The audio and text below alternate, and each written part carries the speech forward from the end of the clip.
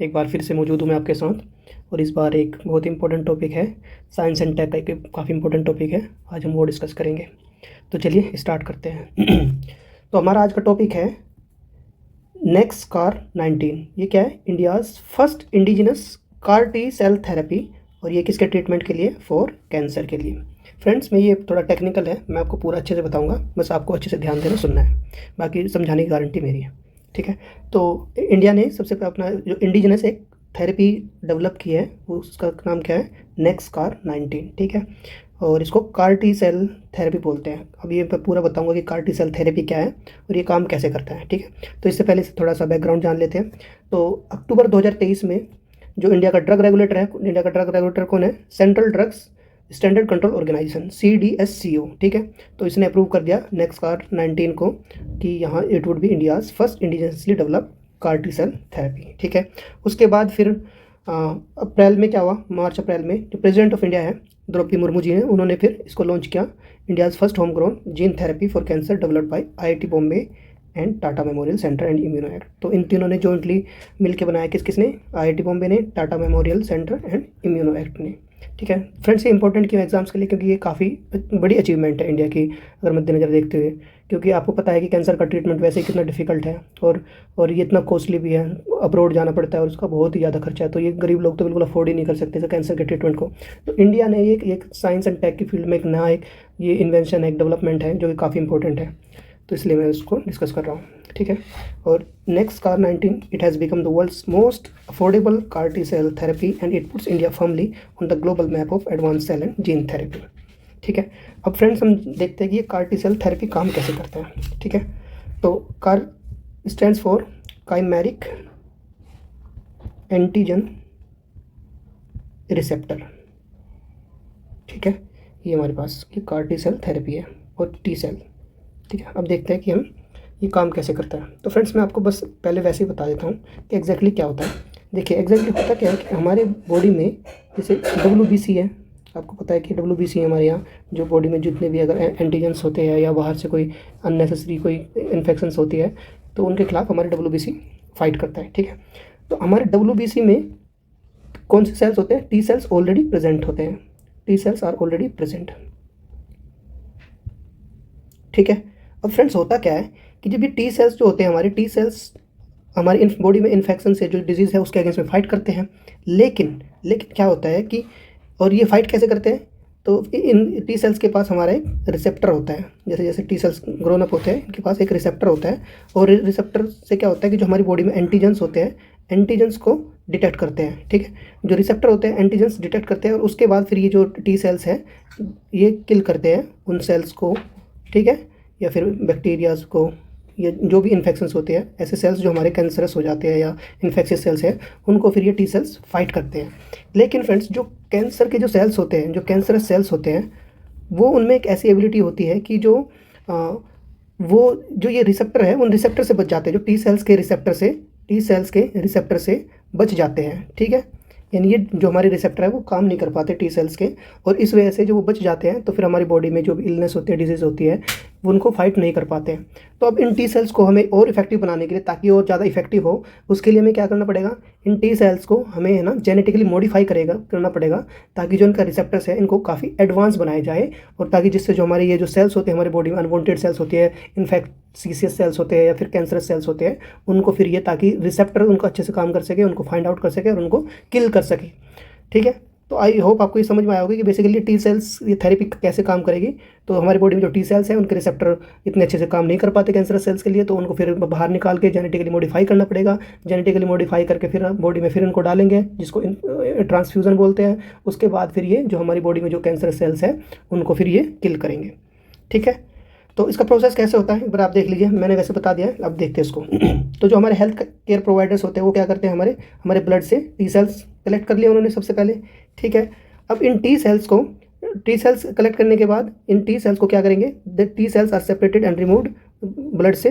ठीक है। Then T cells are genetically altered to have special receptors called chimeric antigen receptors. मैंने बताया था कि जो टी सेल्स के पास पहले से रिसेप्टर्स हैं वो इफेक्टिव नहीं हो रहे हैं, ठीक है, वो एंटीजन्स को डिटेक्ट नहीं कर पा रहे हैं। तो हमने क्या किया, टी सेल्स को जेनेटिकली ऑल्टर किया, जेनेटिकली मॉडिफाई किया टू हैव स्पेशल रिसेप्टर्स। और हमें उनको जो रिसेप्टर्स पहले वीक हो गए थे, डिटेक्ट नहीं कर पाए थे, हमने उनको स्पेशल रिसेप्टर्स दिया। उन रिसेप्टर्स का नाम क्या है, काइमेरिक एंटीजन रिसेप्टर्स, जिसको बोलते हैं कार टी सेल थेरेपी हो गई, ठीक है। तो अब हमारे पास ये कार टी सेल्स हो गए इनके पास।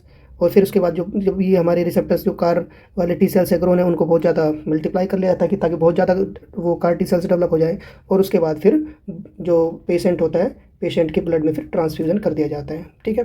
तो इस प्रोसेस से काम करता है, ठीक है। अब देखते हैं कि ये क्या है। अब CAR T cell therapy stands for chimeric antigen receptor T cell therapy, ठीक है। It is a type of cancer immunotherapy that uses the patient's own T cells. मैंने बताया कि पेशेंट्स की जो टी सेल्स खुद का यूज़ करता है, and genetically modified in a laboratory to enhance their ability to locate and destroy cancer cells. तो जब हमने उनको एक अलग से रिसेप्टर दे दिया, एक तो टी सेल्स को हमने जेनेटिकली मॉडिफाई करके, ठीक है, लेबोरेटरी में, और उनको स्पेशल रिसेप्टर्स दिए जिनको बोला है काइमेरिक एंटीजन रिसेप्टर्स, ठीक है। काम कैसे करता है मैंने बताया आपको कि टी सेल्स में वाइट ब्लड सेल्स होते हैं, they are responsible for identifying and fighting illness and infection. Each T cell has a receptor that can recognise antigens. तो मैंने बताया था कि आपको टी सेल के पास उनके पास रिसेप्टर्स होते हैं जो एंटीजन्स को रिसेप्टर कर सकते हैं। और एंटीजन्स क्या है, they basically they are the proteins और molecules recognized by the immune system, ठीक है। अब कैंसर सेल्स में हैव एंटीजन्स। अब वैसे नॉर्मल सेल्स का तो डिटेक्ट कर ही लेता है टी सेल्स, लेकिन जो कैंसर सेल्स होते हैं they may have antigens that the immune system does not recognize as abnormal. तो कैंसर सेल्स के पास हमारे पास कुछ ऐसे एंटीजन्स हो सकते हैं जिससे हमारा इम्यून सिस्टम ये कहता नहीं है कि भाई एबनॉर्मल है, ये तो बॉडी की ज़रूरत है, नॉर्मल चीज़ है। एबनॉर्मल होगी तो उसको किल करेगा, फाइट करेगा। लेकिन कैंसर सेल्स के पास कुछ ऐसे एंटीजन्स होते हैं जो रिकॉग्नाइज ही नहीं कर पाता कि हमारे बॉडी के लिए एबनॉर्मल है, and this allowing cancer to evade the immune response. तो जो इम्यून सिस्टम हमारा काम करेगा उससे एक तरह से इवेड कर जाता है, इवेजन हो जाता है इसका, ठीक है। फिर CAR T cells are genetically engineered, they are genetically modified in the lab to express a new receptor that can bind to cancer cells and effectively kill them. और उसको क्या बोला है, chimeric antigen receptors. Basically they are the special receptors, ठीक है, special receptors of T sales.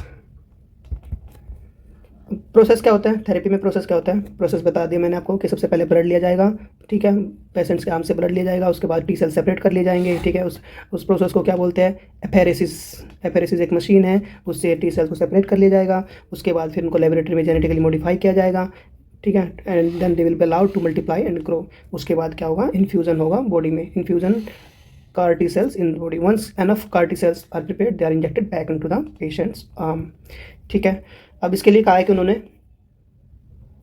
यही बोलते हैं कि जो कीमोथेरेपी है it may be recommended before CAR T cell infusion to enhance treatment effectiveness. तो कहते हैं कि अगर आप कीमोथेरेपी, बेसिकली कीमोथेरेपी में भी जो कैंसर सेल से जो नॉर्मली जो किल हो सकते हैं वो हो जाए, और जो बचे हुए हैं वो हमारी फिर कार टी सेल से किल हो। तो इसलिए कहते हैं कि अगर कीमोथेरेपी से टी सेल इन्फ्यूजन से पहले अगर आप कीमोथेरेपी कर दोगे तो इस जो ट्रीटमेंट की इफेक्टिवनेस और काफ़ी इंक्रीज़ हो जाएगी, ठीक है। तो ये था, मैंने पूरा प्रोसेस बता दिया आपको। आई होप आपको समझ में आ गया होगा। कलेक्शन करेंगे, फिर मॉडिफाई करेंगे उसको, उसके बाद फिर एक्सपेंशन करेंगे, बहुत ज़्यादा उसको डिवाइड कर लेंगे, उसके बाद इन्फ्यूज़न इनटू द पेशेंट, ठीक है। और उसके बाद car T sales multiply and kill cancer cells.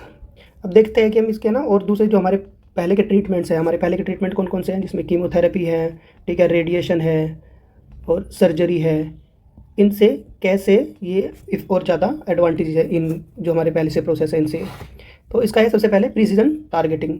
तो they are design to specifically recognise and attack cancer cells. तो उनको डिज़ाइन ऐसे किया जाता है, उनको मॉडिफाई ऐसे किया जाता है कि वो कैंसर सेल्स को अटैक करेंगे क्यों, क्योंकि उनके पास स्पेशल रिसेप्टर्स आ गए which is called chimeric antigen receptors, ठीक है। So this specificity reduces damage to healthy cells tissues. आपको पता है कि जब कैंसर का जब ट्रीटमेंट चलता है तो सबसे ज़्यादा खतरा उसमें यही रहता है कि भाई जो हेल्दी सेल्स है, कैंसर सेल्स को किल करने के चक्कर में जो हेल्दी सेल्स है हमारे वो भी किल हो जाते हैं, ठीक है, और इसकी वजह से सबसे ज़्यादा डैमेज होता है। लेकिन इस वाले से कार टी सेल थेरेपी से तो प्रिसीजन काफ़ी आ जाएगी, यानी जो सिर्फ जो डैमेज सेल्स है या जो कैंसर सेल्स है सिर्फ उन्हीं को ही डैमेज करेगा, बाकी जो सेल्स है उनको ज़्यादा डैमेज नहीं करेगा, जो हमारे हेल्दी सेल्स है उनको डैमेज नहीं करेगा। अदरवाइज कन्वेंशनल जो ट्रीटमेंट्स है लाइक कीमोथेरेपी, उसमें हमारे जो हेल्दी सेल्स है वो भी बहुत ज़्यादा डैमेज होते जाते हैं, ठीक है। दूसरा इसका लॉन्ग लास्टिंग इफेक्ट है। The therapy directly activates the patient's immune system against cancer cells, thus potentially providing long term remission और टू पेशेंट्स। तो बेसिकली जो हमारे कन्वेंशनल ट्रीटमेंट्स होते हैं उसमें क्या होता है कि आपको पता है कि लैप्स और रिलैप्स बहुत होता है। एक बार की आप जैसे आपके कैंसर सेल्स किल हो गए, लेकिन उसके बाद फिर दे स्टार्ट गेटिंग मल्टीप्लाइड, तो लैप्स और रिलैप्स होता है। लेकिन इसका जो है इस वाले ट्रीटमेंट का ये लॉन्ग लास्टिंग इफेक्ट वो टाइम तक के लिए रहता है, ठीक है। हाँ, तो अभी लेकिन इसके कुछ कुछ साइड इफ़ेक्ट्स भी हैं। साइड इफ़ेक्ट्स भी देखते हैं क्या है। एक तो इसमें ये है कि साइटोकाइन रिलीज़ सिंड्रोम एक ये हमारा जो इम्यून सिस्टम है, इसमें बॉडी के नॉर्मल सेल्स भी जैसे मैंने बताया कि कुछ तो हो सकता है कि भाई हेल्दी सेल्स डैमेज ना हो, लेकिन तब भी इसमें जो हेल्दी सेल्स है डैमेज तो होते हैं। तो जितने भी होते हैं वो होते तो ही है, ठीक है, कम होते हैं लेकिन होते हैं।